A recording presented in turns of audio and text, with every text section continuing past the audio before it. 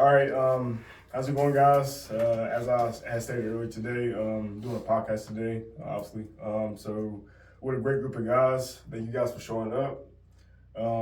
Before we even start this podcast, I want to give my condolences to the family of William McMillan. His funeral was today. Sorry I couldn't be there. Great guy, humble, and he will be truly missed. So over to the podcast right here. I have, what's your name? Benji Comas. Benji Comas. Yeah. Also Jarel Smith. Kali Simpson. Garrett Natvig. Garrett Natvig. You said, oh yeah. Flesh. Yeah. So again, thank you guys for coming out. Really means a lot. I think my last podcast was like 2 months ago. No. Oh, I took that back. About 8 months ago, and that was back in El Paso, right before I left El Paso. And we talked, me and my buddy Deron Calhoun, great guy. We talked about school shootings and how it's like a normal thing, you know. Now, you know what I'm saying? Like, you hear of a school shooting, this is normal. You know what I'm saying? Becoming normal. Like, society is immune to it, and that's just not right. You know what I'm saying? Yeah. I mean, what you guys think? I mean, as far as like, I think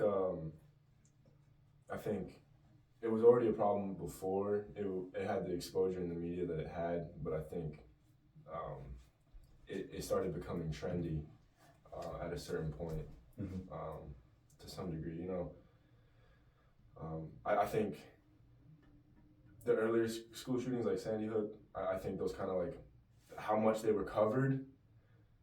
When there were moments, people were like, I'm enraged, I'm dealing with this, I'm dealing with that. Because it was so covered in the media, I feel like people were like, okay, people get attention from that.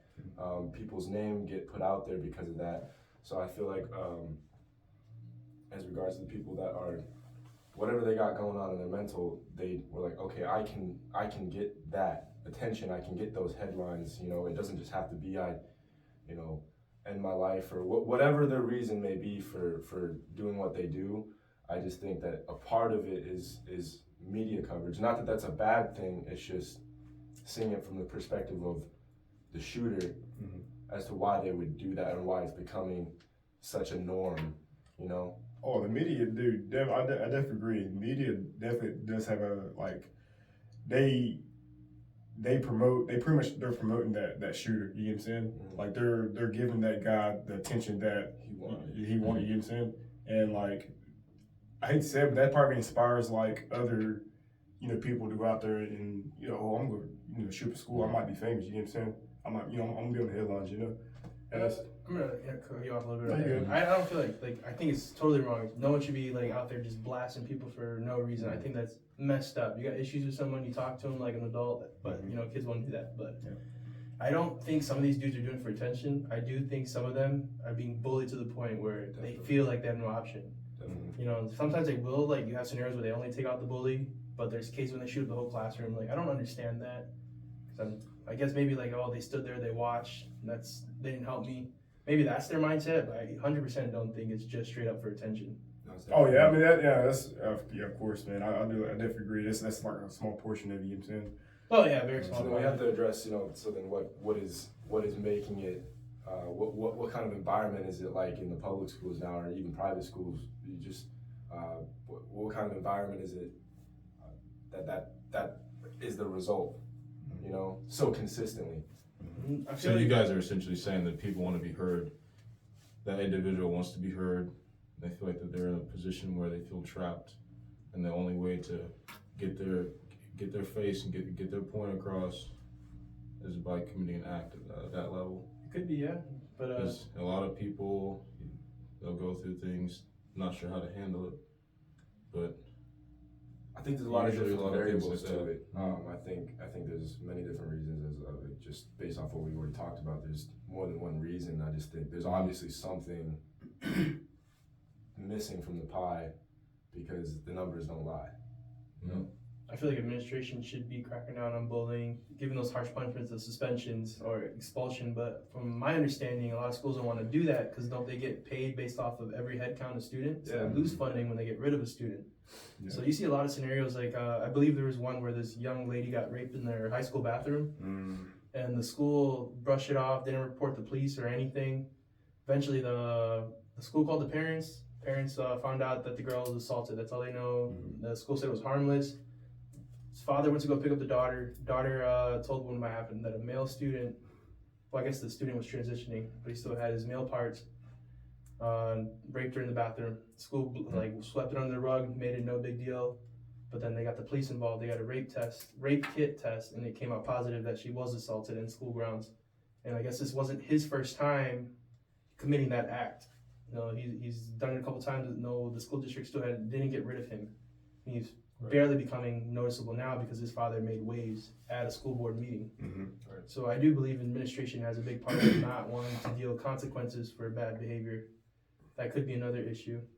You know, it comes down to bullying, any type of assault, anything like that. They sweep it under the rug.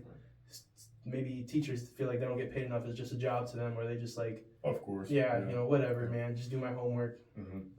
I mean, if anybody who has social media, I mean, I know particularly I'm younger than you guys are, but I see countless school fighting videos all the time. It's one of the most trendy videos I see online is just school fights. And they're just happening like and I know just based off of friends I have that are still in high school, this stuff happens daily. It's not last week. No, it's like, hey, yesterday, this person fought, these two other people also fought after lunch too. It's like multiple fights a day. And so, I don't know. I can imagine it's hard as far as like an administrative perspective, just because that's the environment kids are being brought up in, and so it's becoming the normal. So I can understand it being hard to tackle, but not doing anything about it, sweeping it under the rug is not. It's not the answer. And I'm gonna play a little bit of devil's advocate here too. I do not think it's administration's job to raise kids. No, so. You know, I do think it starts in the household. You know, some of these teachers are getting lit. Seen a lot of videos where teachers are getting like physically assaulted as well by students because they have no manners, no respect for anybody. You know, that's another issue I think starts at the household. Kids aren't being raised right. Yep, I totally agree. That's part of it too, raised right, and they go to school to get educated. Part of the school education is learning how to build that social skin and be able to handle issues. So and usually if that's not in place very strong at the school, and they're not really learning much either at home or in the school. And that just adds for more chaos. But so it's sort of going off topic now, on to something else. So I was talking to my buddy Bashir, which he should have been here. He unfortunately he's in this condition, and I know if he wasn't, he would have been here. But anyway, me and him, we was talking about being around a group of alpha males and them bringing the best out of you, because it's okay, you know, to be around a group of guys and you're just a stud, you know what I'm saying? You know, you smart, you know, physically strong, you know what I'm saying? You're smarter and physically strong than everybody, but you're not really being tested. Versus like, you know, you go into like an atmosphere where you're just around the alpha males and you know what I'm saying, like you're just being tested every second, you know what I'm saying? Like you just seem like you can't win for nothing, like, and it just brings the best out of you, you know what I'm saying? Like that's the type of environment I want to be in, you know what I'm saying? Always be the lowest man in the room. Yeah. Learn as much as you can. Yeah, I agree. Like, I learned that, like, you know, there's always someone bigger and badder out there in the world, you know? And when you come across those dudes, they motivate you, like, man, I thought I was best at this. Yeah. I'm going to definitely catch up and get better, maybe. And it does give you, like, a building block to drive yourself. Exactly. Yeah. You got to have somebody that can see you from a different perspective that you see yourself at that moment. They can point out your flaws. But it's also 50% you to want that constructive criticism. You got to want to take what they have to give you. And truly, you know, integrate that into yourself, into improvement. So kind of taking a step back to take a step forward, going back to the school shootings. I think a lot of kids, and not that there's more fights as far as male to female ratio goes, but specifically talking about males, in public school, I think a lot of them are trying to prove that they're alpha males. And that's a part of the reason why there is so many fights. And I think they're missing the bigger picture, because most of them haven't been shown, or I won't say most to generally haste the groupings and like that, but I think a good majority of them don't have a role model of what an alpha male actually looks like, a real alpha male. So they go out to try to figure out what that means based off of the comparison of their friends and their older brothers, who are most of the time not involved in something good. Yep. And so they're living this, I have to be this kind of way to be an alpha male, but it's really not alpha at all. It's not, if you think about it. Being alpha is not when you have a problem, you're throwing hands with somebody. That's not alpha. You know, immediately resorting to violence is not being an alpha male. Yeah. It's not. But I think that's a big issue as well with the schools, is that there needs to be more like genuine alpha role models in communities, such as schools is the number one probably. Yeah. So there's a need for that in particular, just with, I mean, everybody always says the way this world's going or the way this society, but no, like seriously, I mean, You should probably talk about what qualities and what values do you consider to be alpha in an individual. Like that has to be clearly defined. And like you said, a lot of people don't have a strong point to look at. And what they see is in reality someone just trying to take control of everybody and everything, but that comes from a deep-seated root of insecurity within that person. And most of the people that I look at as role models that I would consider to be alpha, they have a level of control over themselves and discipline that is very hard to come by, but they also have a lot of compassion behind what they set their life out to be and with what to do, and the people that they have that they encounter. They're very, very pinpointed and precise about when they choose to be aggressive, and very rarely is it with the people that they work with, and if it is, it's out of like I said, a level of compassion to allow them to grow to get to the level that they are at as well. Right. So it's coming from more of not anger and trying to just control everything, but more of a nurturing sense from that aggressive stance. But it all comes down to control and trust within that the individual has for themselves, and it spreads like wildfire from my experience. But yeah, that's very hard to come by, especially in schools today, you know, when everyone's so young and the teachers, they're just there doing their job, but there haven't been a lot of strong role models like that to take that and teach that to the kids, you know. And so, it does come back to the home as well. Like you could have a strong male figure at the home who actually knows and is guided down a deep-seated root and purpose within their own lives. So that can lead down a whole lot of different rabbit holes. Broken homes, broken schools, broken kids, and the cycle repeats itself until someone's there to kind of show you the light, per se. I was about to say, I don't know which one of you said. One of you said community. Who said that? Brought up the word community. Like you said, like you're both basically saying like similar things. Having a broken household, that a lot of them don't have that example. So that's when like sometimes having a nice whole community can come in handy, because you do have those positive role models.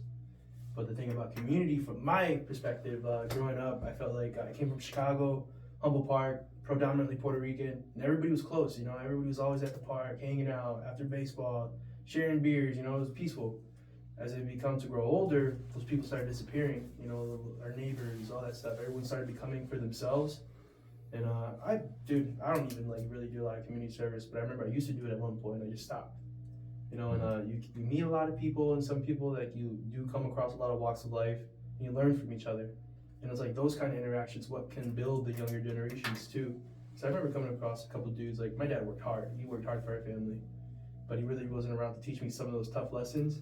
So sometimes I learned it out there in the community centers and all that stuff, you know. But I feel like those community centers aren't like they used to be.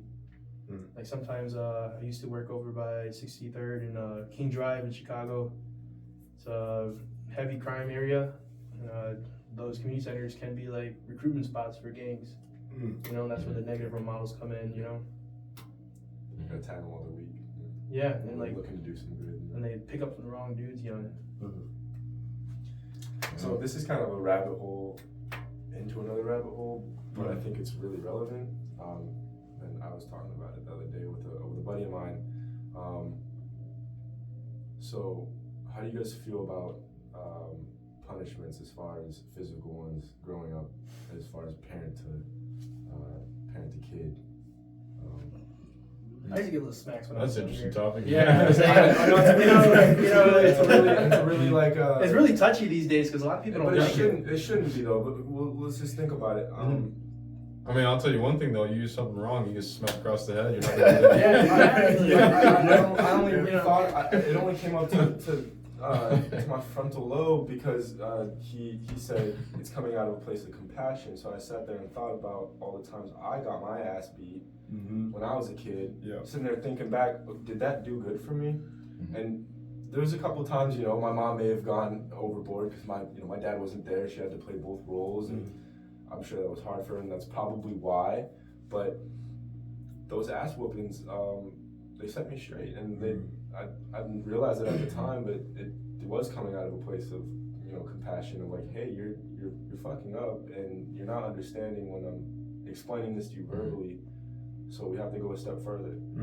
Oh yeah. Especially if you're a hard-headed knucklehead kid. Yeah. And I You know was, what I mean? I was Stubborn. like, Yep. I think there was one, I think I was like 7 years old, man. And I think I took a clothes hanger and I was in the room by myself or whatever. But anyway, like, like the sockets, Oh, power yeah. sockets, Yep. I was literally like, yeah, it's like, Just dumb ways to die. yeah, just messing around, like, what is this? You know what I'm saying? And like my uncle, he came in my room and he seen me. Like, what the fuck? And he bust my ass. You get what I'm saying? And when after that happened, I was so mad at him. But then, like, I think about it now today. I'm like, dang, he saved my life. I could have killed myself. You know what I'm saying?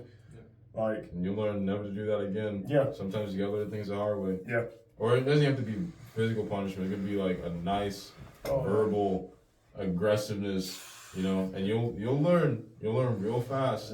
But sometimes, yes, I do think that sometimes those things are necessary. Because if you're too stubborn and if that whole talking to you sweet and gentle isn't getting across, sometimes it takes a little bit of force to wake you up before you really fuck your life up. So for me, my parents they kind of evolved on discipline. It used to be like we call it papaos, you get the papaos for every time you messed up, like you want papaos? No, How do you spell that? No. But yeah, right? But it got to the point where as you get older and you're just like, you fake cry once they walk out the room. Me and my brother be like, hurt? Nah.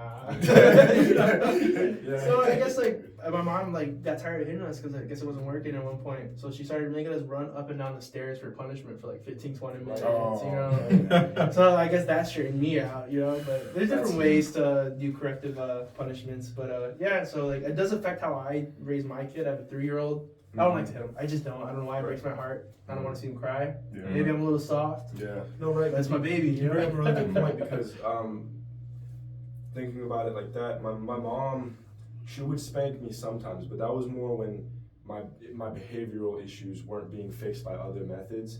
That would be the last resort she would go to. I mean, she's human, she's not perfect. Sometimes she'd get angry and she'd spank me when I probably didn't deserve it. But keeping in perspective, we're all human beings. Yeah, no one teaches you how to be a parent, But my mom, she leaned off of the physical hands-on punishments and started punishing me through fitness. She would pull over on the side of the road. Did not matter where we were at. I remember one specific time. Yeah. We were on base, and she pulled over right next to that bank. It doesn't matter. Anyways, we pulled over, and she said, "Get down and give me 60." It was 60 every time. That's the initial you owe me 60. And every time my knees would touch, or I'd pick my butt up to cheat, it reset. Not you get. She would have been a good drill sergeant. Zero. It went back to 0, and then I had to go back up to 60, even if I was at 55, right? But I remember this one specific time, I was on that spot, and there was acorns all over the ground from this acorn tree, those little tiny ones, and I could wipe it off, but there was still little pieces, and I just remember that specific incident being so painful. It hurt more than all the butt whoopings I'd ever gotten combined growing up. And I think that's a positive outlet for parents who don't want to spank their kids, feel bad about it, or some kind of moral conflict with it. Give them something physical to do. Yeah, I did the timeout thing, the corner thing. Oh, that was the worst. Yeah, dude. I mean, he don't really cooperate. I have to stand there with him, so we're both in timeout. But I get him in the corner. By example. Yeah, no, my mom used to do the thing where I have a bunch of books in my hands like this, and 90 degrees, and then she'd come by with other books. I'd just be over there in the corner, just like this, my arms stretched out, just holding books, and she's like, "You better hold that shit." That's Nah, crazy. man. But I mean, what do you guys seriously think about that though? I mean, I feel like I've heard a lot about spankings being a punishment talked about in really popular podcasts and articles of this established organization, but I feel like I haven't really heard too much about physical exercise being a form of punishment. I feel like I haven't really heard too much about that being an alternative. I like that. I personally like it. That would be something that I would do with my kids. You know what I'm saying? Because like nobody likes to. No kid is gonna want to be up under muscle failure. You know what I'm saying? Like, especially if they're getting punished for it. But like I do this whole conversation. I do believe it's necessary. But then again, I think there's some parents out there that abuse they abuse it. And they take it too far. You know what I'm saying? And if you're taking it too, if you're like going overboard, you know what I'm saying? It can become trauma. You know what I'm saying? And this goes back to, this can possibly go back to the school shootings. You know what I'm saying? That person might have been traumatized during their parent childhood, and you know what I'm saying? Like, obviously, if they're not getting no help at home, majority, like 9 times out of 10, they're not gonna get no help from society. You know what I'm saying? I'm not saying they won't be able to get no help, but they're very lucky if they do come across someone that cares enough to actually guide them the right way. That outside source. Personally, me, violence is, I'm a taller man, I'm not as big as you guys are, but I'm bigger, but I've never resorted to violence. I've only been in one fight, and it wasn't even a fight. I punched him once, and that was it. But I don't resort to violence. I don't think I will when I have kids, God willing, I have kids, but I just think the physical route of just making them exercise is just it's a no-brainer as to compare the two. To lay your hands on the kid or to have them lay their hands on the ground and do some push-ups, it just seems like a no-brainer to me. But I don't know. There's certain instances or cases you could argue about that all day. I don't know. But yeah. I think it's just up to the household. I think not every method is perfect, but to each is their own. As long as they're raising their kid right and it's their way of instilling values that help them become young, mature adults and successful in life, and no matter what they do, hey, whatever works. But like you said, there is a limit to certain things. You want them to go overboard. But no one teaches you how to do any of that. You kind of figure it out on your own. Me as a new parent, it's hard. I tried doing the YouTube stuff, looking up stuff, but some of it I do feel like is super passive, where you just allow the kid to do whatever he wants. I don't think that's cool. No. Yeah, I have come across videos like that. It's like blows my mind. There are extremes to both ends. Yeah. So you gotta be very precise on which actions you choose to take. Cause it's important to keep perspective. It could be too like a lot of I think it's kind of off topic, but like social media. Everyone's always has like their thing to say about it. But I do think a lot of like bad influences come from that, where kids think they're older just because they see things on social media, like Little Tate. You guys remember Little Tate? 9-year-old girl. Yeah. Little Tate. Little Tate. Yeah, Little Tate. I couldn't remember her name. Yeah. You remember her? How she was like flashing money, like swearing she's grown. And a lot of younger kids see the same thing, and they think they're capable, and maybe they are capable, but they think they should have that same lifestyle. So they kind of act out and follow that example. Maybe that's like a big thing too for why some kids act out, don't want to follow the rules or anything like that. I think, well, there's a lot of things I could say as far as that goes, but again, going back to the school shootings again, I think I wrote down here disconnected because I've been thinking about it heavy lately. I've just recently about a year ago, I deleted my Instagram. I've meant to delete my Snapchat. I'll get to it eventually, but over the months, I've just been getting like more and more disconnected from social media, and I felt more connected to life and the people around me, and the connection on social media. There's a time and a place, and it can be a beautiful thing, right? It's being abused right now. Anything can be a good or bad thing. It's up to how it's used and the intent behind it.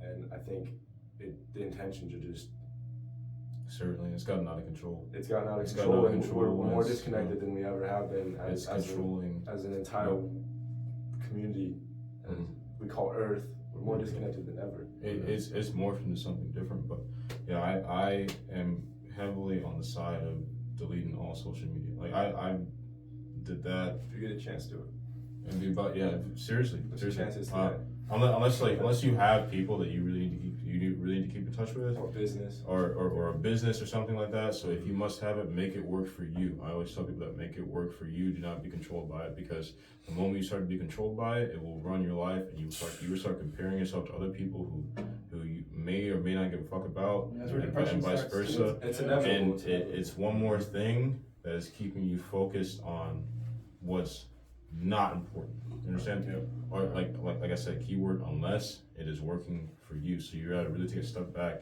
and analyze, okay, is this thing benefiting me, or is this thing sucking up my time, or it's getting me in this mindset like I have to impress people. I have to impress people for what? Less than a minute? And then or I'm waiting for that next message or the next picture or whatever the fuck. And that you get that instant gratification, and your life is forever dependent on a Snapchat score or someone's story. Like they will literally This person seeing Yep. this or like you remember liking it. Yeah. I mean, I remember. Yep. Again, this is like not a very big age gap, but I feel like it's significant enough to. I grew up with Instagram, and I remember all the old updating over the years and how it used to look back when I was 12. But I used to care about the like count. I would sit there and Yep. refresh Oh, the yeah. page to see how fast I was getting likes, and if I didn't get them fast enough, I'd delete the post before too many people saw, and then I'd go back. And this is crazy. It seems so crazy, right? And looking back at it now, it's like it's almost. It's I don't want to say it's comical because it's kind of like saddening, honestly. But I would count the likes, and if I didn't get enough in a certain amount of time, I'd delete it and then try again on another day that I thought would be. But that's how crazy you can obsess over it, and to think about the people who are influencers. Think about how much they obsess about it, and yeah, they have managers and teams, but then you have all. But the they people, started at some point. No, exactly. But then they have all their followers who see that, and then are trying to achieve it themselves by themselves without managers, Yeah.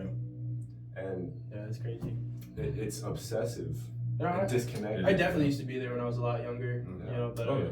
I haven't been on social media for the last 6 years. I'm fortunate to have a partner who's the same way, where we both don't like social media. That's good. We just enjoy it day by day. Most we do is like, I do have Snapchat still, but that's purely just for me and her, just like, oh, look what I'm doing, because we live in different No, states. yeah, I keep Snapchat for the memories. It's Yeah. it's a cool app to have for keeping track of your camera roll and taking pictures of cool memories Yeah. and stuff.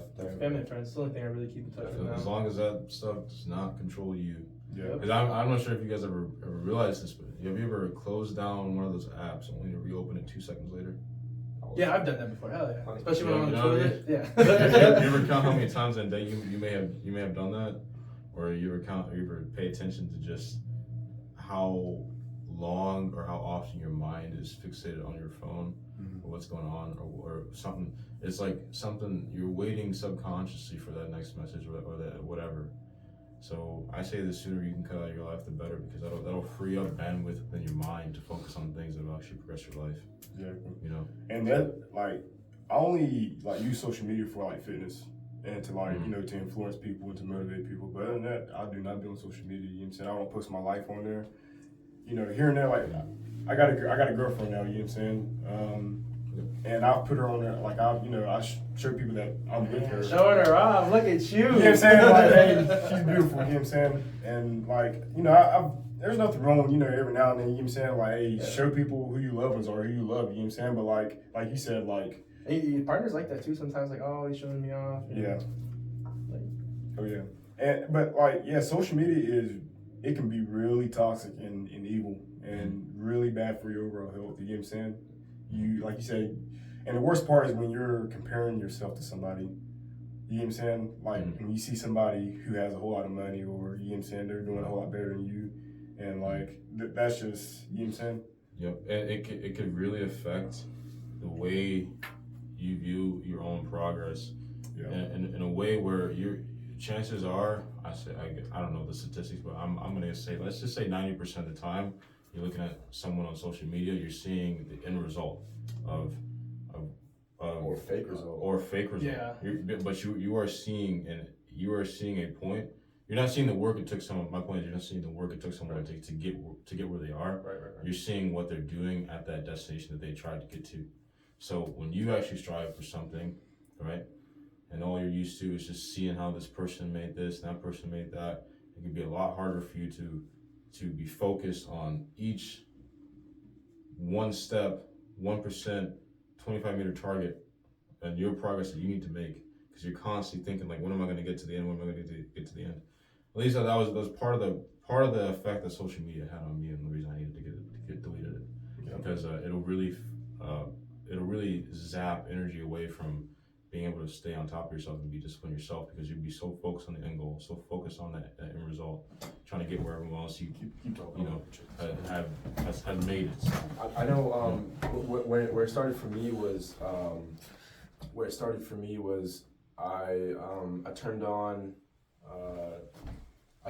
the tracker on my phone, the screen time tracker. Yeah, I don't know about the other brands, but I know Apple has I'm sure that Samsung. That's kind of a wake up call sometimes. Yeah. So that's where it started, and I had it on for a solid year and a half, just watching every week.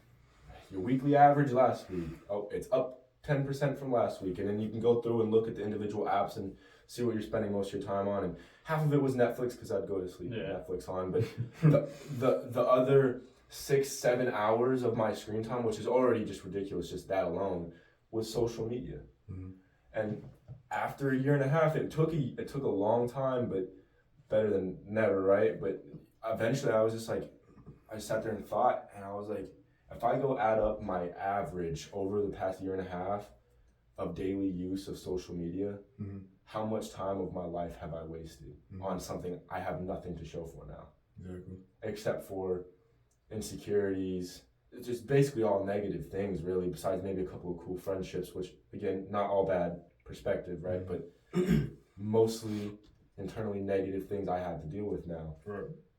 And I wasted all that time of my life. Real life. This isn't a Mm-hmm. screen. This is real life I wasted Yep. on a screen looking at things I don't really care about. Exactly. That's when it hit for me, and I was like, it's got to stop. Mm-hmm. So I deleted it right then and there. Yeah. I didn't look back. That's great, man. That's great. Yeah, that's good. You're able to analyze that and do your pros and cons, weigh out, and say and make that decision.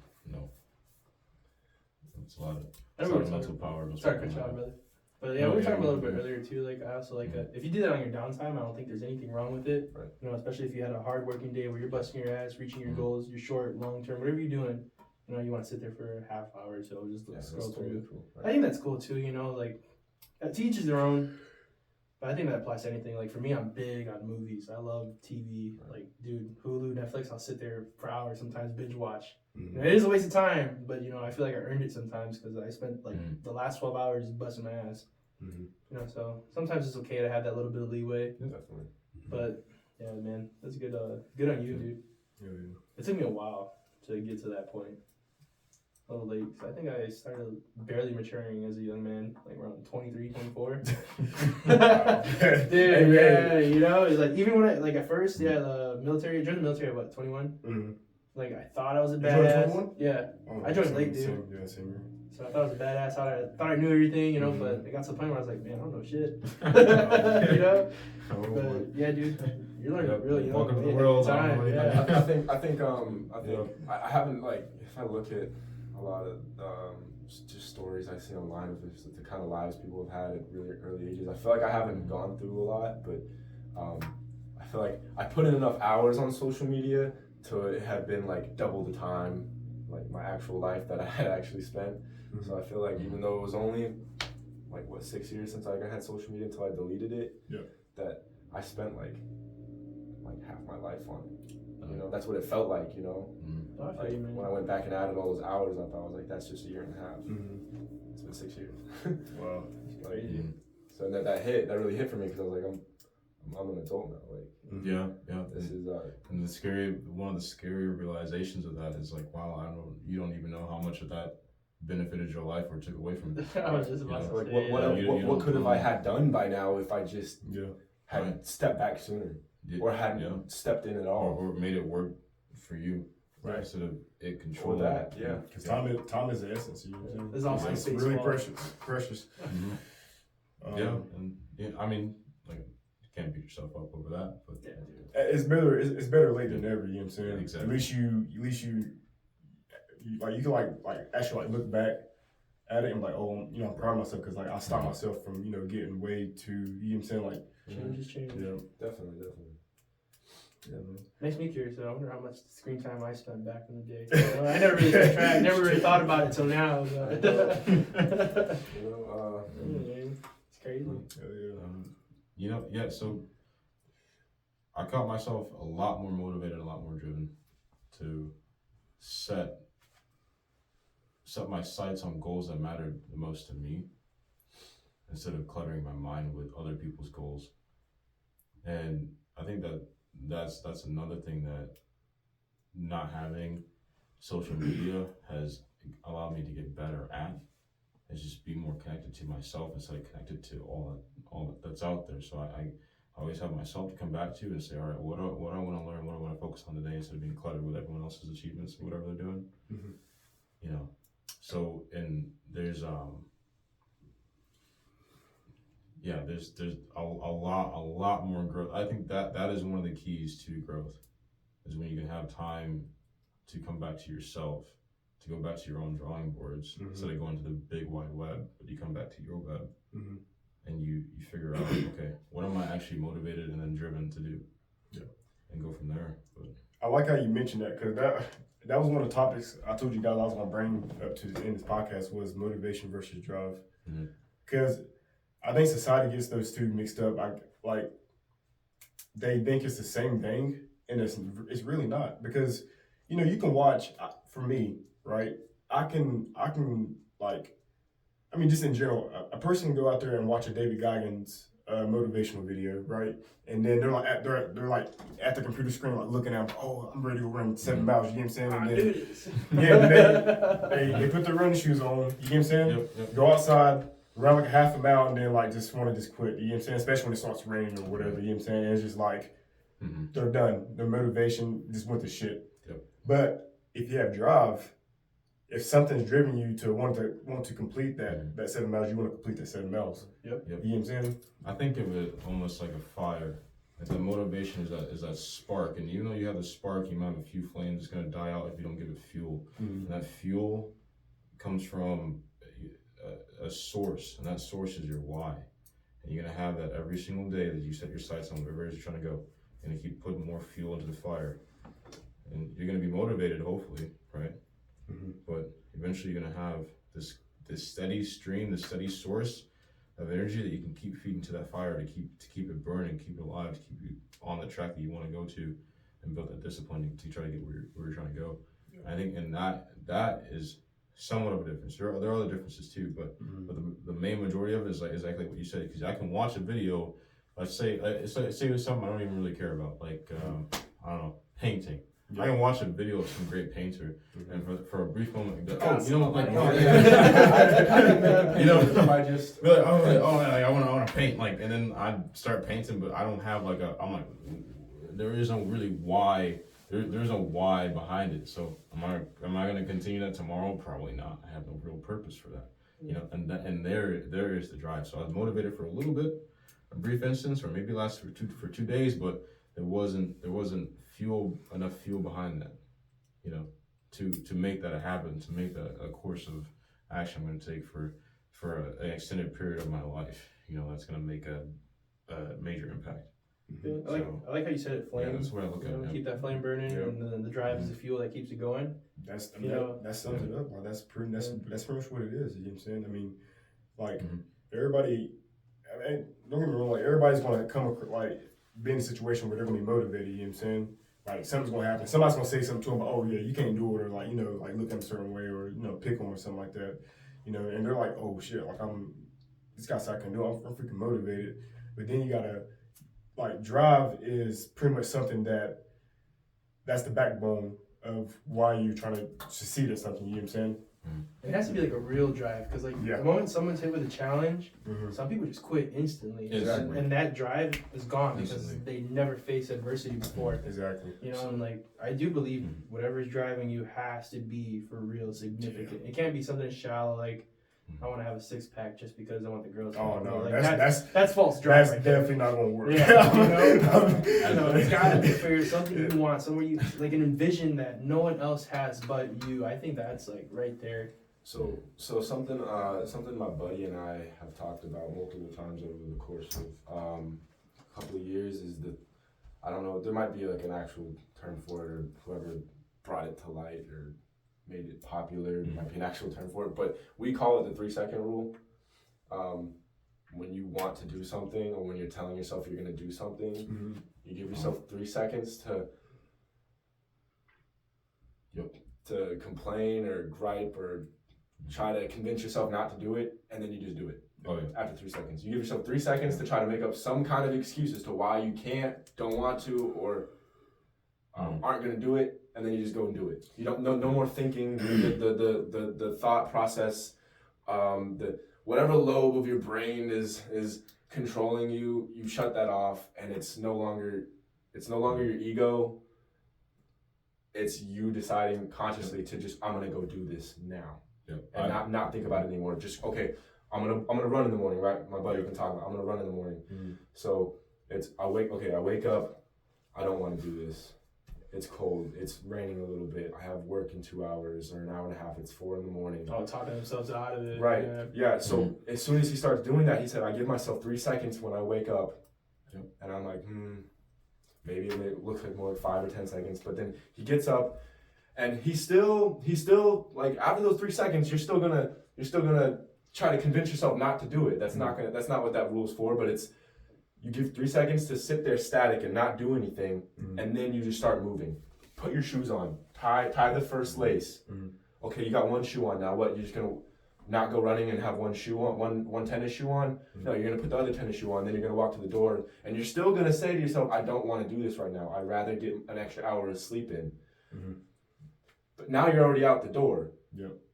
Okay, I ran a mile, I'm shooting for 4, I can turn around now and do 2. Just run to the 2-mile mark. Now you have to run 4 miles. You know, don't give yourself more than 3 seconds to argue with yourself on shit you want to get done. Exactly. Don't let your ego have that much influence over what you're physically gonna do. And I don't care. Nobody says your mind is your strongest muscle. Right. I mean, we're jack dudes. You know what I'm saying? But like, at the end of the day, like, if we don't have a strong mind, like, we're not gonna go out there and do some of the, you know what I'm saying, like a vigorous workout or something like that. And that's not to say, like, there's a whole boatload of times where your mind will tell you, hey, we should stop this, we should quit right now, you're gonna get hurt. It'll come up with it's fascinating the amount of things your brain, the amount of thoughts your brain can conjure up to tell you not to do something. But at the end of the day, they are just thoughts. And once you get really good at being able to not assign yourself to those thoughts, anytime a thought like, hey, let's quit, let's stop doing this, or let's do it tomorrow, comes up, you can just let it pass by like the wind, and then you get a chance to choose which course of actions you go to instead of having your thoughts rule over you. Exactly, because that, I feel like that's more powerful than only telling yourself one thing. You know, that's truly having control of your mind, is being able to look at what your brain is bringing up with no attachment at all, until you want to attach. You pick and choose which thoughts you want to attach yourself to.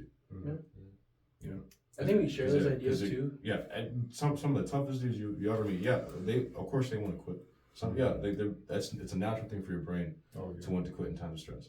But they ignore it time and time again when they reach that barrier where they think they can't go anymore, and then they keep going past, and that's what separates the losers from the winners. Yeah, so he brought it up earlier, you know, when you have that alpha male environment, you know, your boys won't let you fail. You know, they see that you're hitting that wall, they'll be like, hey man, pick your ass up. And it's super beneficial because it's 50-50, and it actually teaches them too. It reminds them of the journey that they went through, but also reminds them that it's good for them too, because when you have individuals up there who are wanting to nurture you and you're wanting to follow in their footsteps too, they're gonna help you climb up. They're gonna help you. They're gonna help show you your flaws and show you like, hey, it is possible up here. And like they're not gonna if they are good mentors, they're not gonna put you down. They're not gonna make it seem like they are like so much above you. They're gonna say, hey, like I too have these thoughts. I and this is what I do. I push past them. I ignore them when I feel like I'm about to quit. And I make the impossible possible in your mind, right? And I break it down. I make it a possible task in my mind. You can do the same thing too. It's no magic. Mm-hmm. And they allow you to believe in yourself too. And you'll see every mentor that you have. If you have a mentor, there's gonna be a little bit of you and them, and vice versa, and that's how the cycle goes. But you have to be willing to, in your mind, it starts with your own thoughts. You have to be aware of your own thoughts to a certain degree, where you can say yes or no to them instead of having your brain rule yourself. You know, and like much easier said than done. Much easier said than done. It takes a lot of practice. Mm-hmm. So when people are like at the first sign of adversity, you know, they give up. Sometimes they need someone to remind them that, hey, like, just keep pushing past, because it's not something you just wake up one day and you're like, oh, like, you know, like I have an unlimited supply of willpower, like I can do it. No, I am David Goggins. Like you don't, like no. You, like you, 1% each day, and then all the hard stuff. I mean, it's still hard. You just get stronger. Because of that consistency, that discipline you build in yourself, and you realize that through placing those building blocks, building those foundations, keep on going, even though the days where you have off days or days you want to quit or whatever, you keep making that decision to keep going, you're gonna build straight from that. It doesn't just happen overnight. Backtrack a little bit.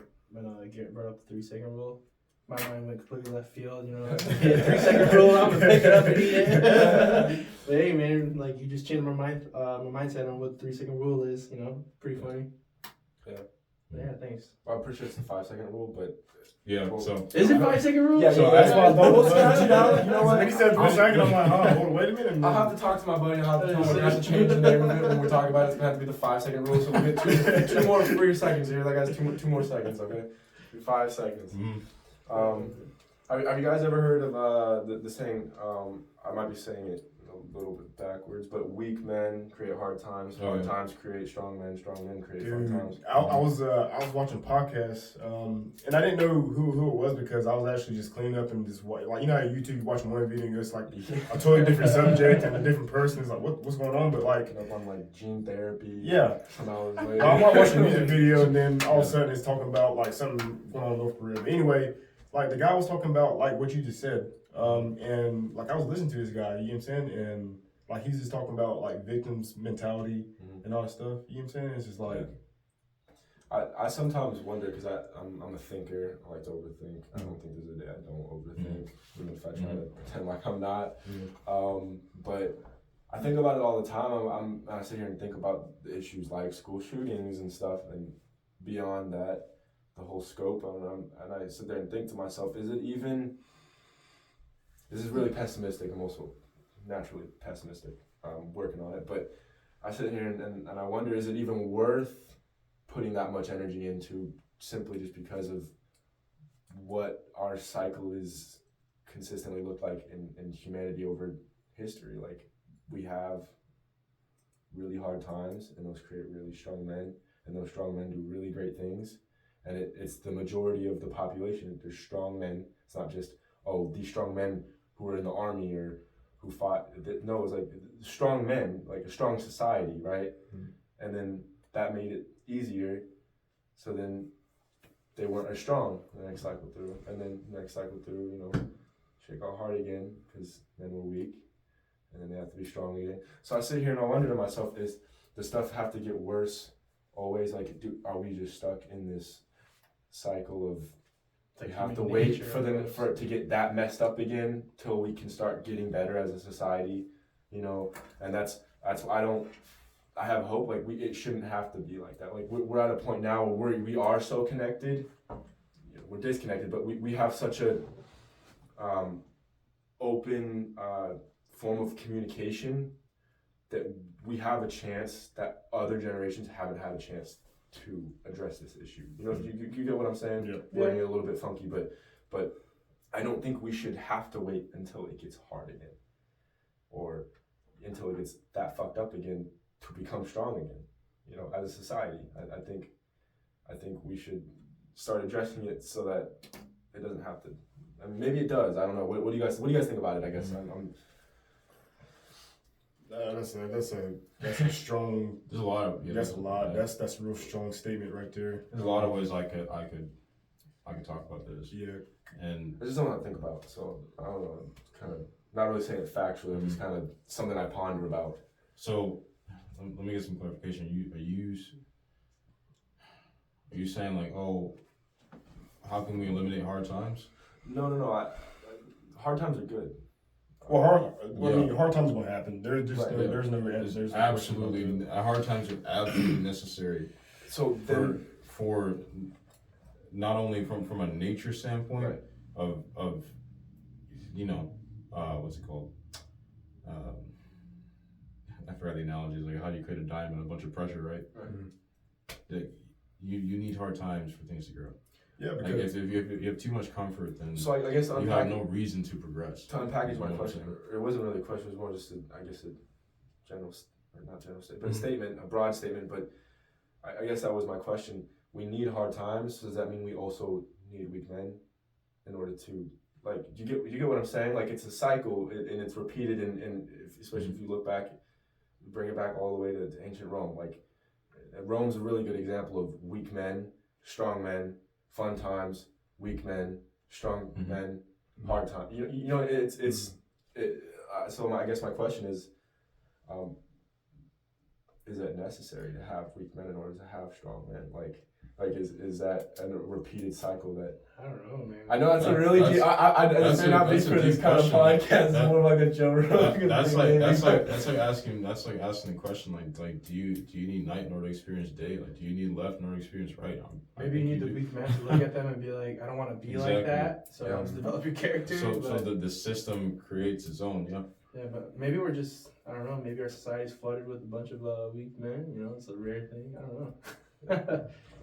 I don't think it's rare, but I guess do you guys think because of how much access we have to technology that it should be different now that there is new variables brought to light that haven't been in past generations going back to BC, right? Like do you think it should be different now that we shouldn't have to the cycle shouldn't look like this anymore? I guess that's a question that could pop from this.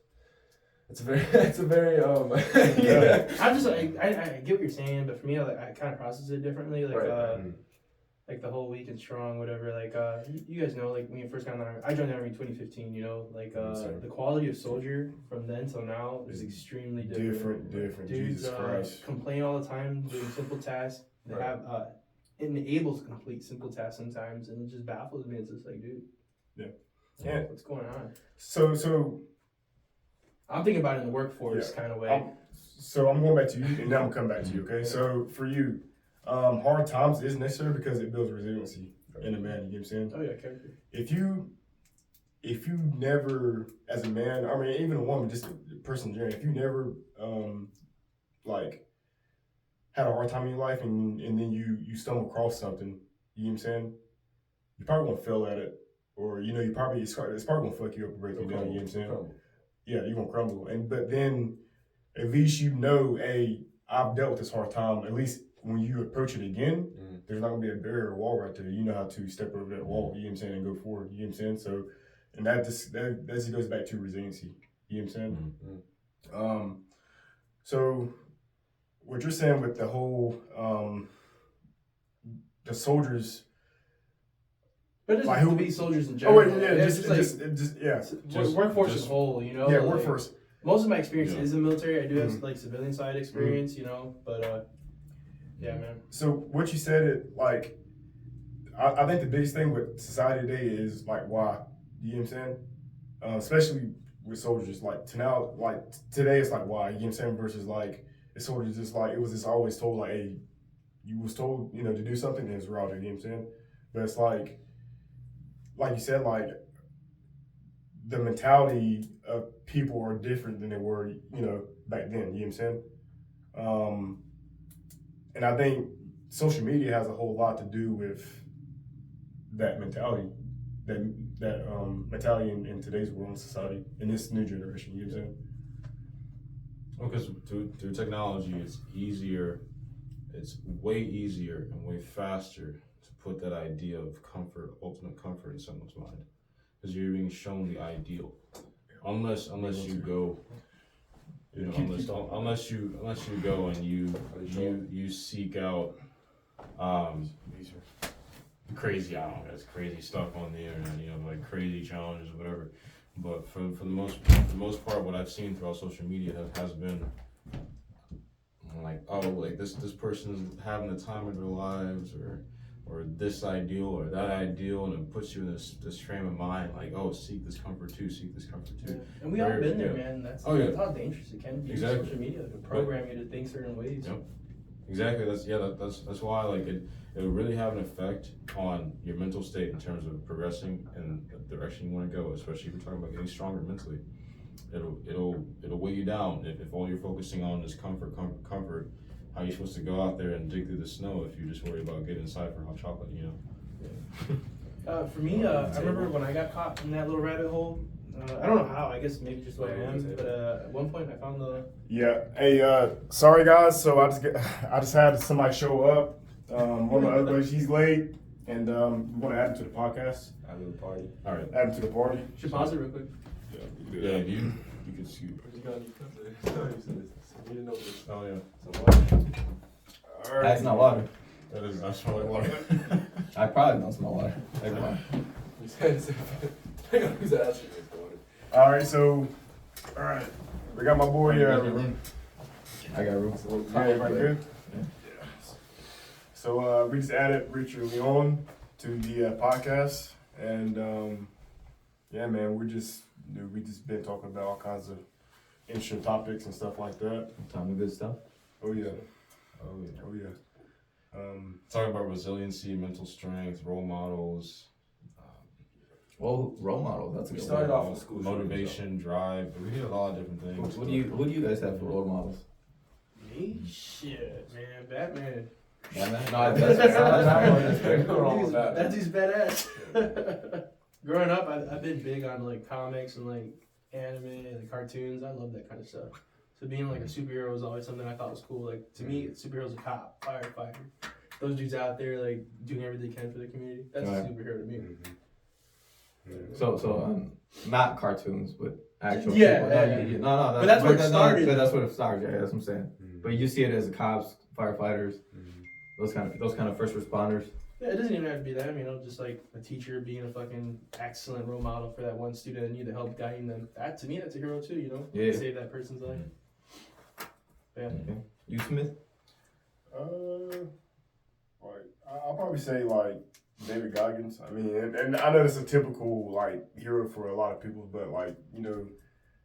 I mean, it's for a reason. Yeah, it's for hard. He's a hard dude. You know what I'm saying? And I like the accountability mirror with him. You know what I'm saying? Like, be accountable for your actions, your life. You know what I'm saying? The decisions that you make. You know what I'm saying? Like, be accountable for it. If you fuck up, like take accountability for it. Right. If you're fucking slow at something, if you run slow, and you want to run faster. Face the fact that you're not fucking putting in the work, and you need to fucking do something to run faster. You know what I'm saying? Right. What about you, man? I think I'm with him with the same way that cartoons was for me the biggest one. Like watching Dragon Ball Z. Oh, dude. And I was like, Goku's I was like, dude, insane, I was like the opposite. I was like, I want to be like Vegeta, dude. Vegeta was way more obsessed than Goku. That guy was a monster. He just wanted to do everything, and he didn't care what he was gonna do. It didn't matter if he got controlled by somebody. He was gonna be better than that way. He got beat up. He came back. Yeah, he just kept coming back. And I'm like, dude, that guy, that's the guy. I mean, to me, yeah, cartoons was, for me, cartoons or anime, whatever you want to call it, was more of a motivation because from what I saw, like you were saying, externally in my actual environment, like, nah, I don't realistically want to be like my dad. I realistically don't want to be my mom. I'm not, yeah, they're good examples of what try to be morally, but not what I want to be. I want to be something superior. I want to be something beyond. So I was like, all right, well, what's the next step? I don't know anybody else, so, but cartoons show you like, dude, Vegeta's just killing it. He's just trying to be the best. Yeah, I agree with both of you guys. That's how it was for me when I was younger. Just primarily cartoon shows. Yeah. Video games, cartoon shows, having those as like early role models until it wasn't until actually I would say about 3 years ago when I started. So I never had any older brothers, never had any older siblings, but I ended up being two great dudes that were extremely inspirational and very firm and hard with me, but for my own benefit. And the way they handled themselves and their lives was very like just eye opening, and they ended up showing me like, hey, you don't do this. Make sure you have this squared away. So they were able to give me like a very nice sense of perspective in terms of things. That was more like grounded and real instead of just being like a cartoon, you know. So and just overall the way they handled themselves and how they nurtured me is, I still have them as role models in terms of how you should carry yourself morally and mentally, you know. Yeah. Do you have like two like older brothers kind of with you? Oh yeah, they're the older brothers I never had that I wanted. So yeah. Okay, so my answer is kind of basic too, like Smitty's, but mine's my dad, but for a little bit different reasons. So for the basic reasons, starting out first, my dad's a badass. Special forces. He's seen a lot of places. He's deployed 17 times. Like he's seen and done a lot of crazy things that are just badass. He's been through some hard things, and he kept his composure, and he handled them in a manly way, you know, not like oh manly, you know, he took the bull by the horns, but you know, he handled it like a man, you know. But what I take from that is the whole point of like not generational wealth, but I see the development of generations and family is you're supposed to see what the past generation did and then get better at it, right? And be better, right? Evolve from that. And so he's my hero because he's been a great man, but there's a lot of areas that needed improvement. As far as like, he's a great man, not as much of a family man though. So I aspire to be a great man like is, except I want to be a better family man. Like, not like, I'm not bashing my dad. Like, he wasn't a bad father or a bad husband. It's just, I see the great things he did in his life, and I want to do better. And that's why he's my hero. Like, I strive to be him and more. Does that make sense? Mm-hmm. Yeah. Mm-hmm. And I'd hope that I'm a good enough example for my kid to see me in the same light. But I also, why that's my answer is because I had heroes growing up, especially when I was swimming competitively, and I realized you don't really know people, especially if you don't live with them. And even if when you do live with them or have grown up with them, you still don't know them really, like, you know. So I kind of, my dad's my hero because I know my dad as well as I can, better than any other hero I could know. So yeah, that's a long drawn out answer as to why my dad is my hero, but yeah. There we go. Nice. The individuals that you said right now, your friends, you said you didn't know who they were. What was like a scenario that revealed who they actually were? Because I think that's an interesting concept. Well, growing up, Michael Phelps and Ryan Lochte were like two of my biggest, I don't want to say idols. Michael Phelps definitely was, but I got to meet Ryan Lochte. I don't know if you guys know who that is. Yeah. If you don't, he was like the second best USA swimmer at the Olympics. He was right below Michael Phelps, so most people didn't really hear about him unless you were in the swimming community. But I think it was Rio 2016. They got footage of him, you know, like doing really inappropriate, just weird shit at a gas station there, and it got him banned from the Olympics or something complicated, right? But the year before that, I actually met him at States in Greenville, and I was just like, oh my gosh. Greenville, South Carolina? North Carolina. Oh, okay. And I was like, oh my gosh, I got a picture with him. I saw his Ferrari outside. I got to meet his beautiful wife, and I was just like, oh my gosh, like, he is my hero.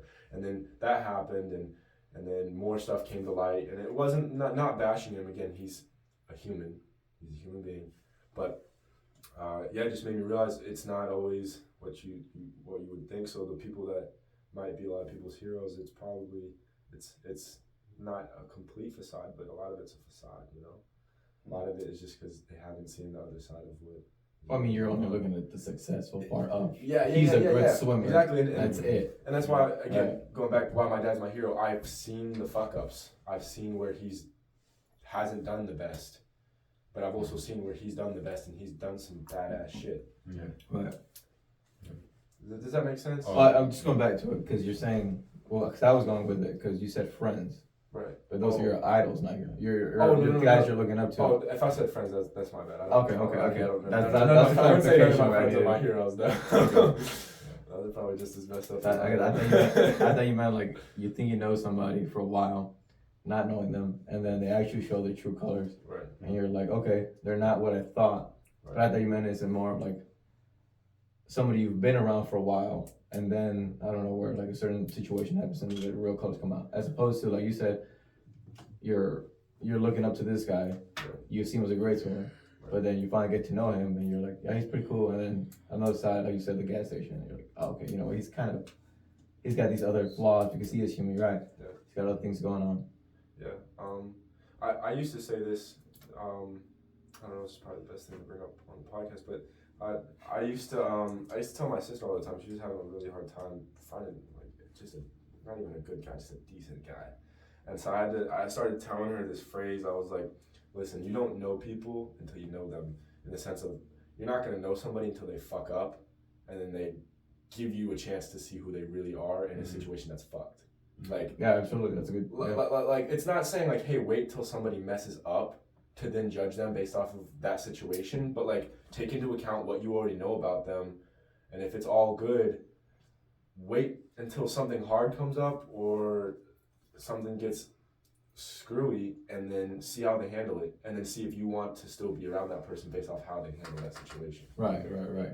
So everybody looks like the perfect person. Right. Yeah. When things are going great because there's nothing to worry about. Exactly. Yeah. And then, but that's why Ryan Lochte was no longer one of my role models, because it wasn't that he was human; it was how he handled it after the fact. Right. How he handled his fuck up, which made me not want to idolize that anymore in my head. Understandable. Right. Yeah. Hey, so I want to touch going off sort of topic. I want to touch base on legacy, and I'm not really talking about, because legacy, you know, that's pretty much like, you know, you have money, materialistic stuff. You know what I'm saying? But I'm not really talking about like money and materialistic stuff. I'm talking more like about like, and I brought this up a couple of days ago on Facebook, but it's like who you were as a person. You know what I'm saying? When you walked this earth. And then like who you want to be remembered as after you know you're dead and gone. You know what I'm saying? Me personally, I want to be remembered as somebody who, you know, I gave back. You know what I'm saying? Like particularly with the fitness industry. You know what I'm saying? Mm-hmm. Like I'm not saying I'm successful at everything in fitness, but like at least I can like, you know, help somebody with their goals and, you know, fitness goals and stuff like that. Yeah. How do you think legacy plays out as far as like what's y'all's take on legacy? Yeah, You want to hit that? You going first? I've been talking too much. No, I think you're warmed up. No, but I think it's okay. So legacy can come in a lot of different forms. It's no brainer, but I guess it stems from more of like your why. I don't really look at legacy as just like, oh, what am I going to be remembered as or whatever. I don't think it should be about that. Mm-hmm. So I focus on what do my actions now, how can my actions now and the ones that I'll take in the future impact other people's lives, and how like what kind of information will my actions give that person to affect other people's lives. I look at it more like that. I guess you can kind of say that's how I'm remembered by, but it's more of just, I guess, the ripple effect that your actions have, rather than you popping into someone's head per se. But I don't really think too deeply about it. I just make sure that I wake up and then whatever skills I have, I use them to impact people's lives in a positive way, and then just go about my day. Exactly. But you know, I don't really like have some like I don't really think it's a very humble thing to just go out in the world like leave a legacy. You know what I mean? I just hope that whatever time I have and then that day is put to good use to help other people, and then those people take that on to help other people, and then it just makes a spider web that lasts forever, however long it lasts for. You know? Yeah, but when you do that, people are going to remember you. You know what I'm saying? Yeah, I guess, but I think intentions is important, because putting the entertainment industry aside, music, movies, actors, like all that good jazz, I feel like the people who have really left like the most impactful legacies didn't leave the legacy intentionally trying to be remembered. Mm-hmm. They were genuinely, their intentions were to change something, do something, or fix something. You know, they had intentions outside of leaving a legacy. You know. Mm-hmm. And I used to work with kids a lot when I was younger. I know I'm young still, but when I was younger, I used to work with kids a lot in the children's church, in the neighborhood, taking the football games, giving rides to their games, all that good jazz. But I learned like a lot of the times the legacies that you're leaving behind, as far as like what people remember you as, a lot of times you don't get to see that. Like you get to plant the seed. Mm-hmm. And then you don't get to see it grow half the time. Like half those kids, I don't even know where they're at, what they're doing, where they're living. But I know for a fact that I had an impact on their lives.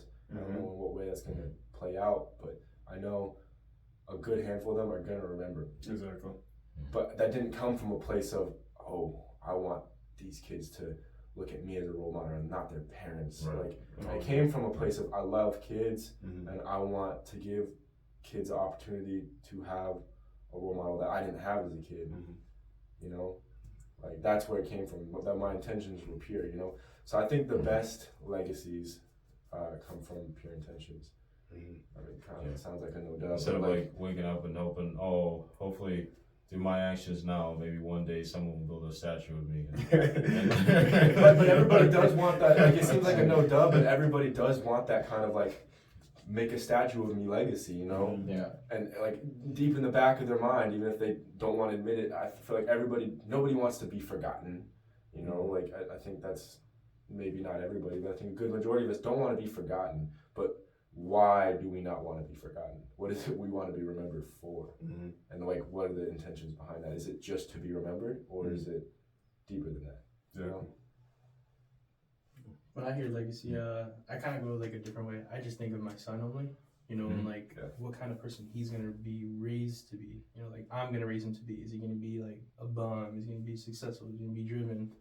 To me, that's legacy. It's just like passing on the tools he needs to be where he wants to be as he's older. That's how I see it. I don't know. I never really thought about it until you guys brought it up, but yeah, that is another that's how I see legacy when I hear the word and how I think of it.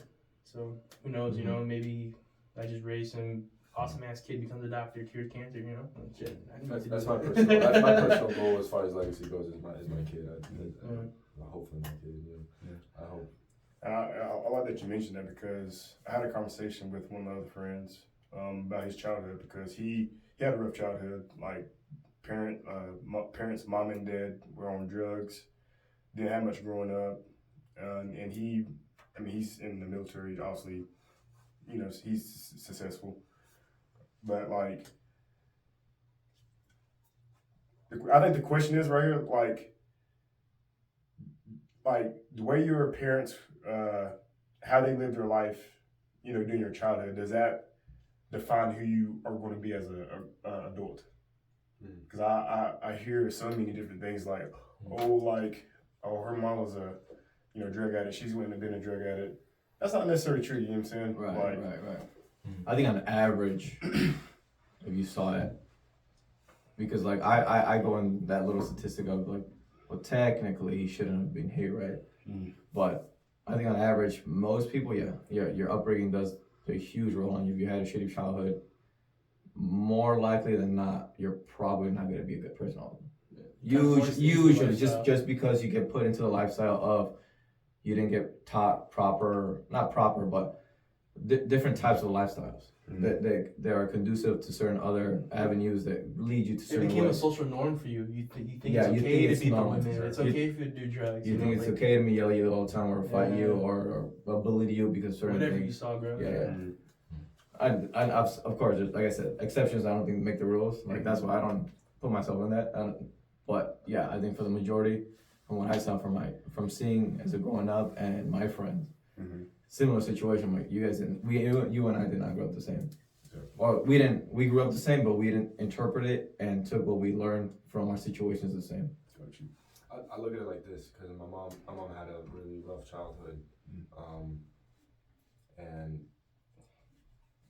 before I knew the things that I knew, I was like, why is my mom this way? Why does she react to things like this? And why is she, this or that? And then I understood. She told me, when she opened up to me, I got old enough to be able to understand some of the things that she went through as a kid.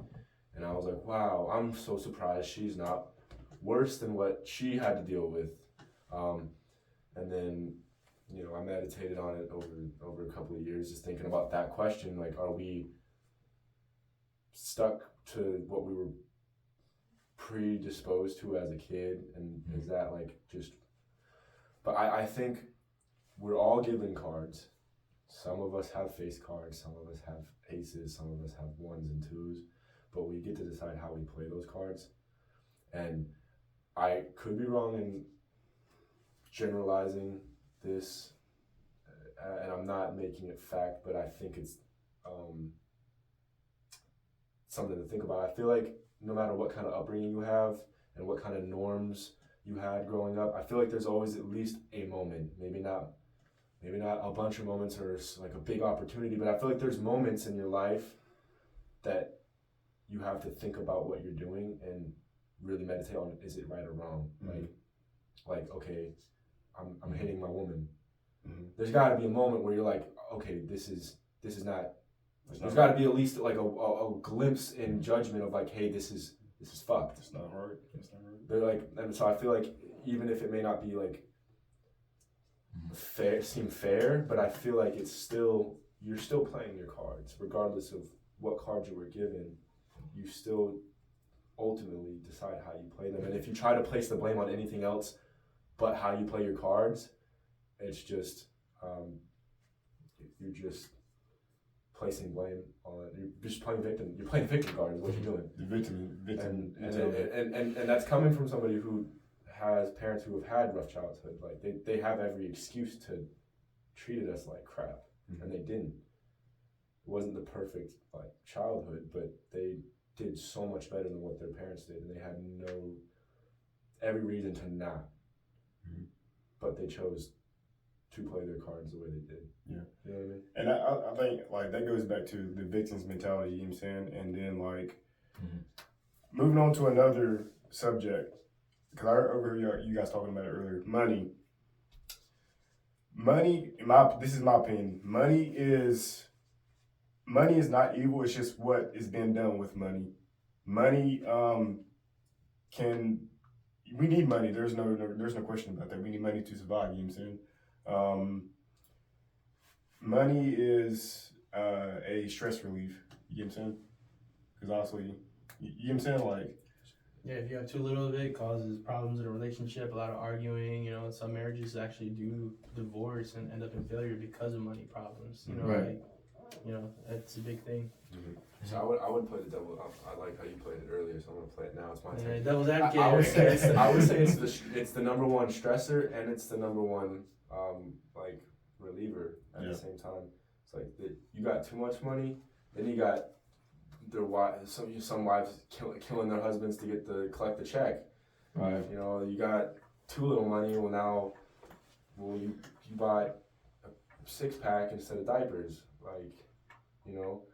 So I feel like there's definitely some perspective as far as to money, but again, going back to what you said, Smitty, it is it's all about the intentions and what's behind it, because it's not inherently a good or bad thing. It's or what are you going to use it for? Yeah. And that goes back to topic we were talking about earlier, victim's mentality, that can also play here in this situation too, but it all comes down to an awareness of your actions. Once you have a certain awareness level of your actions, you can decide, all right, you can take a step back, really think those actions through, okay? And then also having good role models and people showing you, hey, maybe this is a better course of action.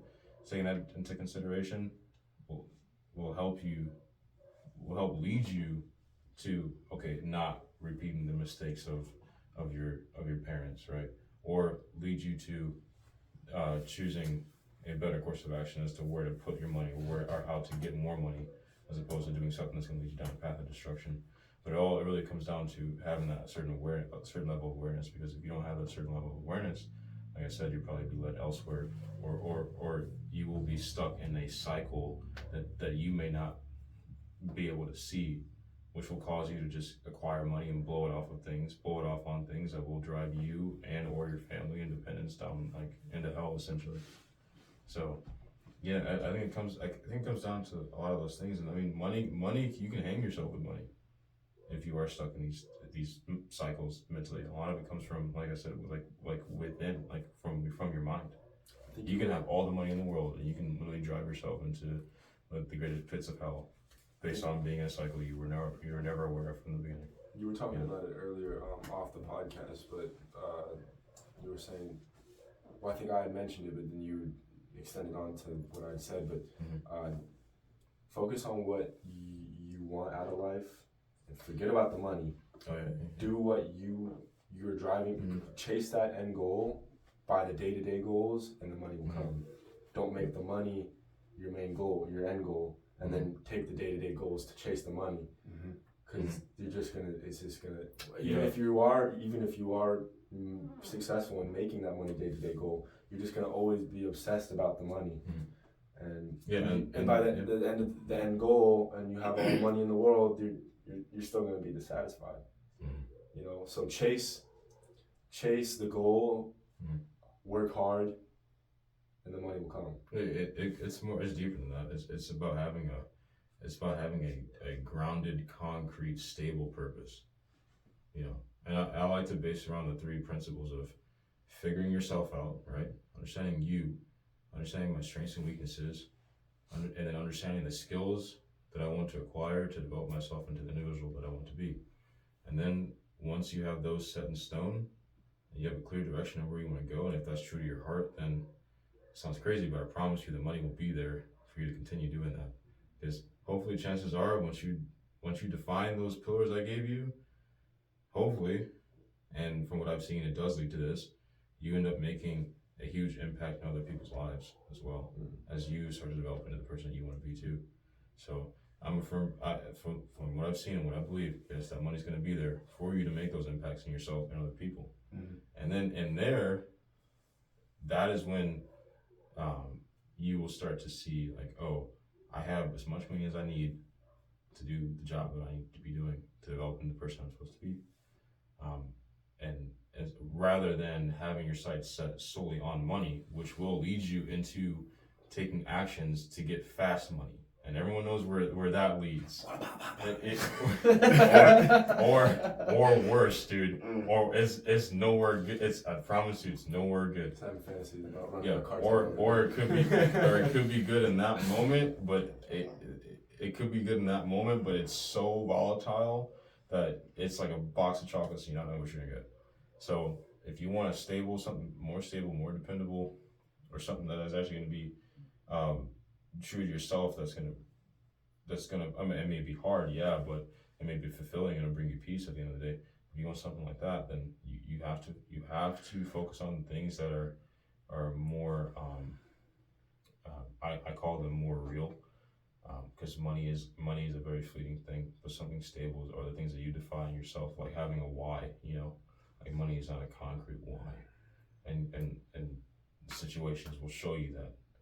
But yeah, once you develop those principles within yourself, and you have clear sights and targets on really truly where you want to direct your future, money will be there. So you guys are some good spiritual dudes, because, man, I've been plotting how to get rich these last couple of years, dude, and I ain't stopping. My goal is by the time I'm done with this contract to have a solid plan, and I'm going to be up there one of these days. Well, I don't think you're wrong. That's what I'm saying. That like everybody was stating that money in itself is a better good. It's a tool. The same way I can build a house with a hammer, the same way I can kill you with a hammer. Yeah. It's what you use with it. Yeah. It's what you do with it. So it's got to have a purpose of what you're trying to do with the object, the tool, and it can go in either which way you want it to make, whether it's bad or good. So, like you said, it's I don't think it's bad or good. It's a tool. It's like you have more, usually you have less problems. It makes problems a little less stressful.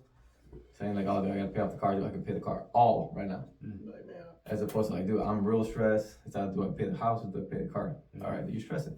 Yeah. So it's different, right? But at the end of the day, again, it's what you want to do with it.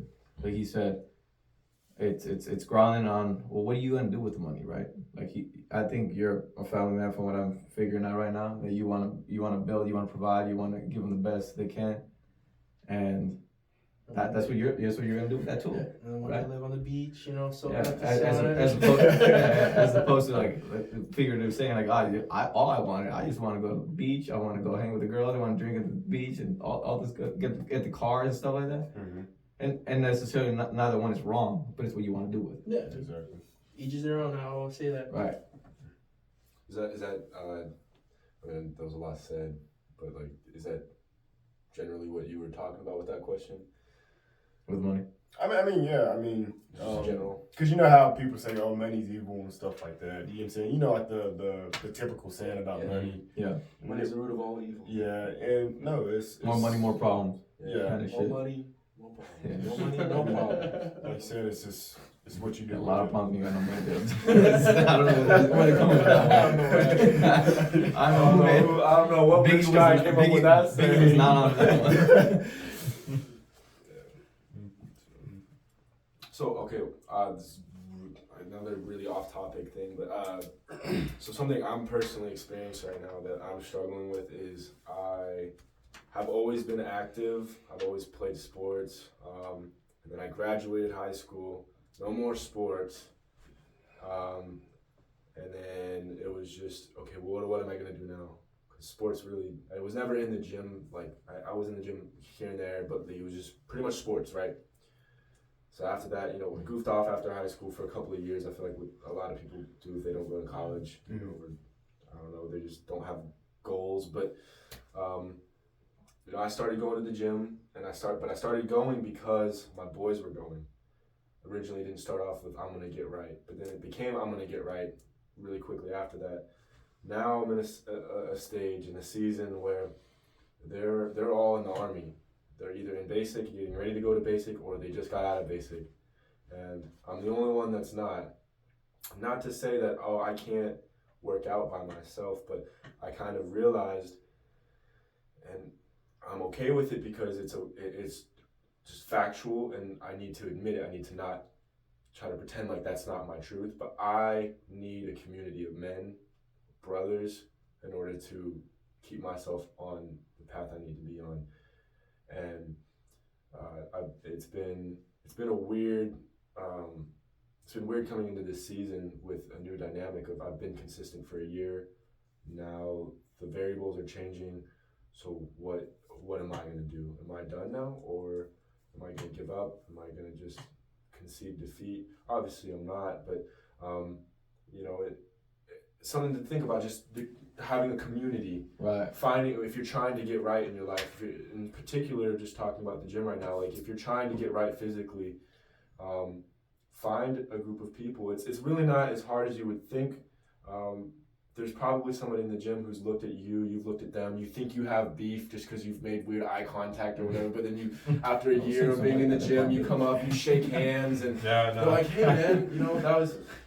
I was about to say, like, no, that's true. Come on. Chances are the person does not beat you. Yeah, chances are. They're looking at you because, like, they either want to talk to you or Just they have either hard- wanna hard- work just out have with hard- you. Or you ever have those Yeah. moments where you just Yeah. randomly happen to look at each other at the same time, like, okay, whatever, it happens Yeah. again, like, whatever. Right? Literally, We're like, beefing I would now. say more than 50% of the time when something like that happens to me at the gym, it's because like the guy, he needs a spotter, but he doesn't know how to ask for it. And then like eventually I'll just go off and do my thing, and he'd be like, hey man, like I really need a spot. I'm like, okay, I got you. Like, don't worry about it. So I think Don't kill yourself. it all goes back, like pretty much like what you said right there. I think it all goes back to surrounding yourself around people who brings the best out of you. You know what I'm saying? Oh yeah, Absolutely. yeah. I Yeah. preach this to my younger brothers, but like you, Me and Hadis, we just had a conversation when we're coming back from Raleigh right now, and we were saying that I'm like, hey dude, like you got friends, we're a similar age, and you and I are similar age. We're like, hey, you got friends back home, right? And he's like, yeah. I'm like, how would you compare your friends now to your friends you have right now? And I'm like, not to be like well, you are being judgmental. The friends you had before, they're not doing what you're doing, or you don't have the aspirations of what you want to do, right? The same way when I was working at the high school, and I'm like, dude, you know what? Like, this is great. I love my job. I love doing what I'm doing, but I could do more. Like, I gotta do more. I really want to meet some people who like just want to get after it, like I want to get after it. And that's why we came over here, right? So we came, and I found them, and I was like, damn, dude, this is fucking awesome. The same way I can say, like, what did you do today? He was like, I ran 10 miles. I was like, damn, I gotta run 12 miles. Like people keep you accountable of what you're saying and what you want to do, and just keep pushing you, like a friendly competition of like, all right, dude, this guy squatted 400. I gotta get to 450 at least, right? Yeah. I gotta show him up. Not because I think I'm better than him. It's this friendly competition of like, dude, I want to just do better than him. That's it. Yeah, and you bring the best out of each other. You know what I'm Yeah. saying? And it's just like, I mean, this guy here, take for example, like. Oh, don't put me in. No, like, like, look, like, we all have, so this guy right here can fucking swim like Aquaman, you know what I'm saying? Like, Whoa. I wish I could swim like that, you know what I'm saying? Like, he jumps in the pool and he's already, 50 meters, he's like already on the other side. Like, dude, no lie, like 2-3 seconds, I'm like, how you do that, you know what I'm saying? This guy right here, it's just a freaking, like, I done a workout with him. When we first got here at Fit for Life, dude. Like I wasn't trying to show it on my face, but I was dying the whole time. And then I left. I got home. I was like, bro. I texted him. I was like, Simpson, man, I'm hurting, man. Like I'm hurting. You were you saying this? You're right, man. This guy don't even work out no more though. But He just looks as good all the time. Oh, The man. crazy, This guy. yeah. The crazy thing is though is like you like you're saying, I believe as a man or as a person in general, male, female, whatever. Like you need people. Like we were saying earlier in the podcast, like always seek to be the lowest man in the room. Always seek to be around people you can learn from, because you will turn into your circle. Right. And if you're in a circle where there's dudes like there are guys that will look at me and think like, oh, like he's super strong, like he's like nothing gets to him mentally or whatever. And there's people that I look up to and I view them that way, and they'll look at like they'll make me seem like I'm just like a little baby. Yeah. You know, so like everything is you have to put yourself in an environment where you're going to be constantly learning from guys who are I won't say like ahead of you, but they can teach you so much more because you're going to be in a constant state of growth. Yeah. And like and They gotta be ahead of you. They have to be ahead of you. Yeah. Exactly, and then the thing that separates them from you at that moment is that they have more experience, yes, but they also kept going too.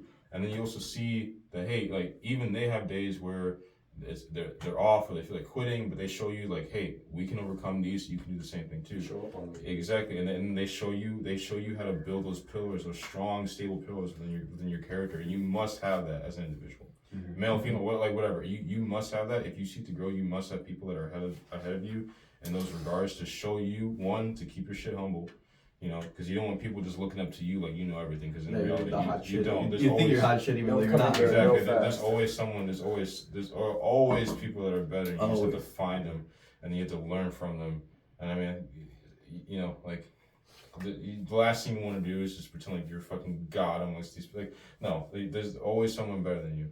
Yeah. So, and it's a great reminder. So it's being very picky and specific about your circle like that, and seeking out those people that can continue to show you and that you can learn from is paramount. So yeah. Thank you, first of all. There's some good words, first of all. and anyway, no, seriously, genuinely though, there's some really wide words, but just going back to the community thing, they left, right? And I started panicking, and I won't lie, I had a really hard 2 weeks of just, these are the only people I've trusted, and you know. Sorry to interrupt, man. No, you good. I'm done for the night. It's fight night. About to go watch some UFC. Yes, sir. John Yes, sir. Jones. Hey, it was good talking with you, man. All right, see you, brother. All right, Rich. Be safe, man. Drive safe, though. I'm just squeezing your. Oh, is it? Spinny chair? It's a big. Oh, here, that one's messed up. Yeah, use this one. I'll take the spinning I'll one. take the spinny chair. I'll take my seat back. What's that guy's name? Benji, Benji. You sound like you guy did. he went to selection with you. He remember you. Will you record? The thing. You always be real for that, man. Dude, The ruck. it's funny because I talked to like 3 classes ahead of me, and they're like, dude, there was this one guy who did that. I was like, I'm the guy. I am that guy. I'm the guy who did that. Oh, it's broken. Yeah, I am the guy who. Yeah, I am. I am. Long It's a podcast. long podcast. Are we rolling? We rolling? We live? Yes, sir. Okay. Yeah, but community. I don't remember where we left off, but yeah, new season came about my life. My boys left. You know, they're going on to do good things with their life, and I just started panicking. I had 2 weeks of I just shut down and just being really negative and insecure, and just to be blunt, I was just scared, really scared, because that was my family, that was my security, kind of almost, and staying active and staying healthy and getting better, being better, and it just so happens to be a month before all this started going down, I met you, and I didn't really realize it at the time. Because I was like, oh, that's just somebody at work. It's just a soldier I'm helping to learn to swim. But, you know, I'm here now talking on your podcast. And, you know, I realized it before this, but it wasn't until, like, you know, after those 2 weeks, I realized he's my friend. He's a real homie. Yeah. He's a brother. We eat sushi. Yeah, we ate sushi. we tricked this guy to eat a whole bottle of wasabi. But no, seriously though, it was a small one. Oh yeah. Oh my god. Oh yeah. I want to give you a nice wasabi experience, dude. Yeah. And the only way to get it right is if you just take the whole wad at once. Absolutely. I'm gonna get you back. Absolutely. I'm gonna get you back. You have to. But no, seriously. Go on. Great group of guys here, and if I guess my point is just if to go back to what we were saying about money, if you're chasing a goal, if you have something in mind for your life and you really are surrounding and the things in your life reflect what you want, people will come to you. People will show up in your life that you need, and a lot of the times maybe not to a T, to an exact science, but a lot of the times when you need it. You know, like we started playing Xbox together. You started like involving yourself more with me, and I don't naturally do that with people. So the fact that you kind of took that step out to do that for me or with me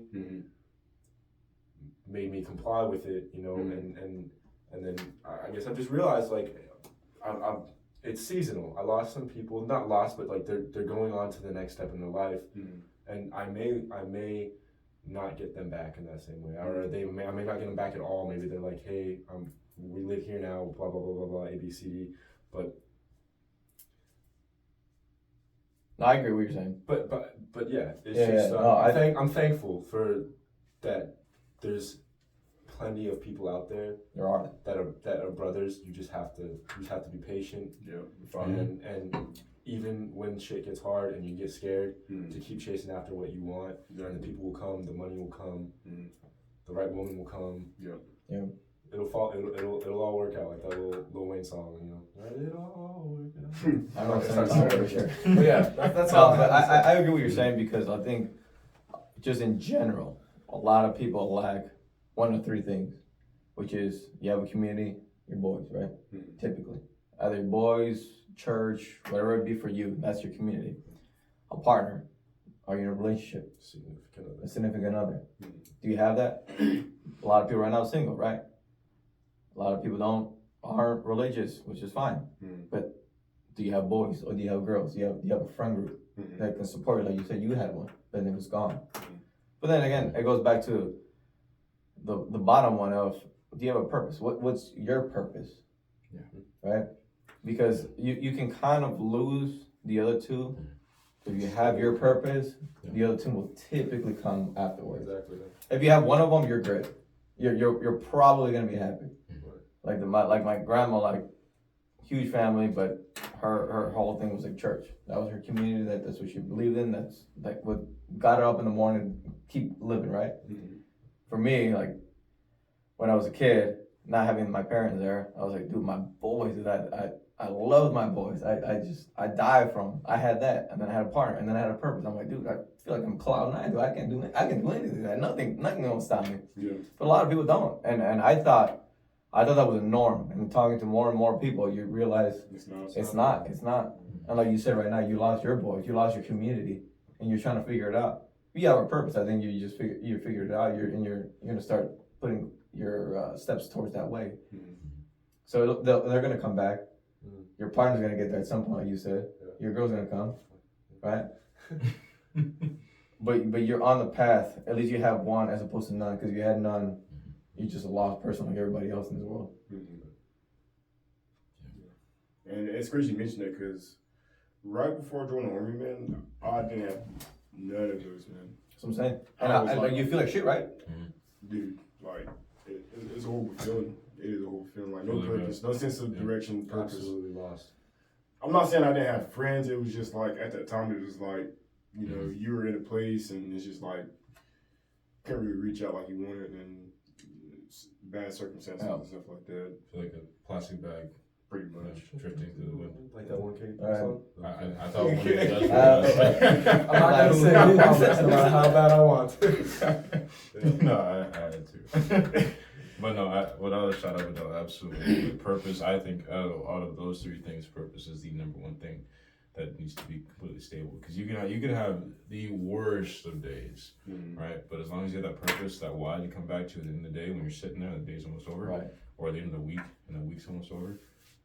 That's what you need the most Find to your why. keep going. That's what I'm Because saying. like your communities can change, your partners can change, your communities can be gone, your partners can be gone, but as long as you still have that purpose, you can walk alone down that path no matter how bad it is and still keep going. Because that why is what's going to recharge your willpower when shit does get tough. And it's also going to give you a clear goal to keep going towards, you know, that you can see, that you know, okay, I'm still on track. Mhm. Because you can have a great community and still feel lost. You can have a great partner and still feel lost as Exactly. fuck. But if you have a clear purpose, it doesn't matter anything else. Exactly. You know, I think that's the one thing that if there's anything on those lists of three that you know you should start with. On purpose. Start exactly. Yeah. That's what I'm saying. That was like the bottom one. That's the base. Face. Because you can live for your partner. You can live for your community. But that is your purpose. That still goes back the purpose. What are you doing this for? Exactly. Right. Like you need to have a strong, concrete, solid why. Yeah, pretty much a core foundation. You know what I'm Mhm. saying? Something will core, something you can build on. Mhm. Seeing you write something down, you want to ask something real quick before I close the podcast up? No, one thing I want to say is I'm really thankful for this man. I'm really glad, even though I really didn't feel like it that day. I was nothing on him. I was tired. Been a long day. I work at 5 a.m. It's hot where I work in the pool. It's humid, sticky. I was just bitching and moaning about things in my mind, but my cashier said, "Hey, this guy needs help," and I was like, "All right, he's he needs help with this for training." And so I put my ego aside and I made a conscious decision to help him, and he came back